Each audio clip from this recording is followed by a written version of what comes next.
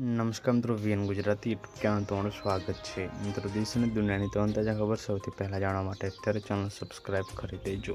મિત્રો, અત્યારની સૌથી મોટી દુઃખદ ખબર સામે આવી રહી છે કે દિગ્ગજ મોટી અભિનેત્રીનું નિધન થયું, જેવા ચારે બાજુ શોકનું મોજું ફરી વળ્યું છે. મોટા દુઃખદ સમાચાર સામે આવી રહ્યા છે કે સાઉથના જાણીતા અભિનેતાનું નિધન થયું છે. આપને જાણવું કે તેલુગુ સિનેમાના દિગ્ગજ અભિનેત્રી પાવલા શ્યામલાનું મિત્રો 75 વર્ષની ઉંમરે હૈદરાબાદની હોસ્પિટલમાં કાર્ડિયાક એરેસ્ટથી નિધન થયું છે.